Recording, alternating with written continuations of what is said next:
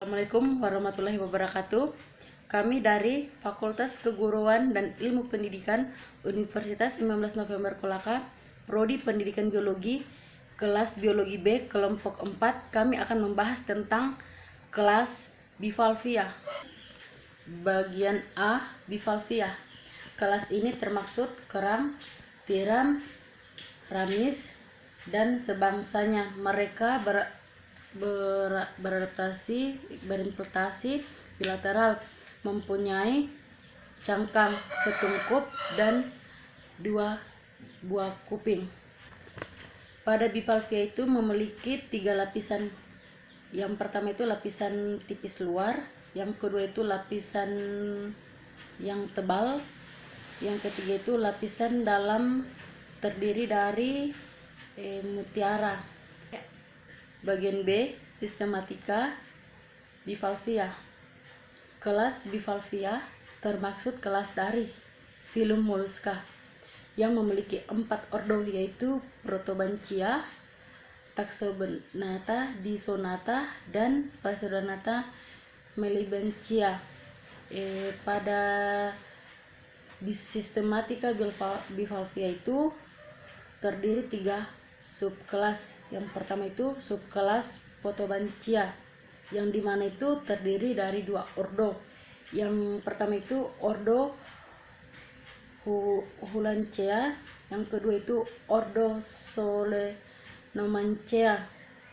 Yang kedua itu subkelas Laborantia, terdiri atas 6 ordo, yaitu ordo Taxodonata, ordo Anisomeria, ordo Cineradata, ordo Sciodinonata, ordo Adipidonata, ordo Anomalodenata. Yang ketiga itu pada subkelas Subleberantia, insang bermodifikasi menjadi sekat antara rongga inhart rongga Subleberantia yang berfungsi sebagai pompa. Bismillahirrahmanirrahim. Assalamualaikum warahmatullahi wabarakatuh. Baiklah, sebelum saya menjelaskan materi saya, terlebih dahulu saya akan memperkenalkan diri. Nah, nama saya Rika Nadaoktami, NIM 1814313558, kelas Biologi B. Nah, di sini saya akan melanjutkan materi dari rekan saya, yaitu sistem pencernaan pada Bivalvia.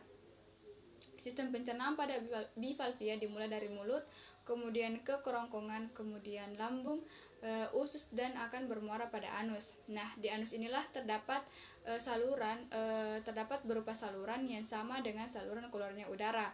Nah, untuk makanan hewan karang-karang ini, dia memakan hewan-hewan kecil yang ada di perairan-perairan protozoa. Nah, kemudian makanan-makanan yang dicerna tadi akan dicerna di lambung dengan bantuan sistem pencernaan dan hati. Nah, sisa-sisa makanan yang dicerna tadi akan dikeluarkan melalui Bismillah, perkenalkan nama saya Irawati. Di sini saya akan menjelaskan materi yang telah dijelaskan oleh teman saya. Di sini saya akan menjelaskan mengenai sistem reproduksi pada Bivalvia. Nah, pada kerang air tawar, dia memiliki alat kelamin terpisah atau berumah 2, dan pembuahannya terjadi secara eksternal.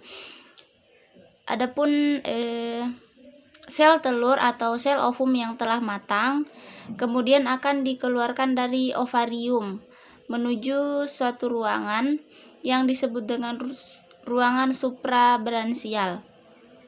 Di sini kemudian terjadi pembuahan oleh sel sperma yang dihasilkan oleh hewan jantan.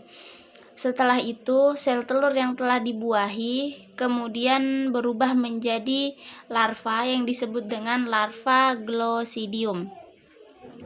Larva ini kemudian akan menempel pada ikan sebagai parasit. Kemudian lama-kelamaan akan menjadi kista. Setelah beberapa hari, kista ini kemudian akan membuka dan keluarlah kerang-kerang yang muda. Nah, kerang-kerang yang muda inilah yang kemudian nantinya akan berkembang dan hidup di alam bebas. Bismillahirrahmanirrahim. Nama saya Helmi Julianto. Saya akan melanjutkan pemaparan materi dari Bilfavia ini. Sistematika Bilfavia. Kelas Bilfavia termasuk salah satu kelas dari filum moluska yang memiliki 4 ordo, yaitu Protobranchia, Taxodonata, Disodonata, dan Pseudola Melibranchia. Sebagian besar hidup di laut, terutama di daerah pesisir, dan beberapa juga hidup di daerah pasang surut dan air tawar. Perkenalkan, nama saya Miriam dari kelas Biologi B. Baiklah, langsung saja saya akan melanjutkan materi dari rekan saya, yaitu G. Peranan bivalvia. Selama ini orang mengenal kerang air tawar atau Anodonta woodiana atau kijing Taiwan sebagai makanan dan bahan baku kerajinan. Sebagai makanan, kerang merupakan sumber protein. Kerang air tawar juga ini tinggal di dasar kolam atau danau. Ternyata bisa memanfaatkan untuk melahap polutan, termasuk logam berat yang tersubstansi dalam perairan.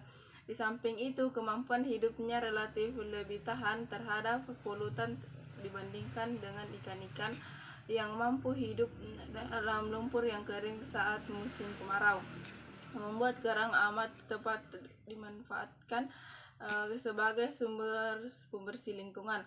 Hewan ini tergolong filter feeder, yaitu jenis hewan yang mendapatkan makanan dengan cara menyaring udara yang masuk ke dalam tubuhnya. Volume udara yang dapat dipilih oleh kerang adalah 2,5 liter per orang dewasa per jam. Makanan yang masuk bersama air tadi digerakkan, diperas, lalu dicerna dengan bantuan silia atau rambut getar pada tubuhnya. Silia mampu bergerak 2 sampai 20 kali per detik. Makanan kerang dapat berupa zooplankton, fitoplankton, bakteri, Flagellata, protozoa, tritus, alga, dan berbagai zat yang tersuspensi dalam tempat perairan tinggalnya. Alat pencernaannya berturut-turut terdiri dari mulut yang teriak berahang atau bergigi, pasangan labial yang bersilia, esophagus, lambung, usus, rektum, dan anus. Selain alat pencernaan di dalam tubuh kerang, dapat pula hati yang menyelubungi dinding lambung, ginjal, pembuluh darah, dan urat saraf. Terima kasih.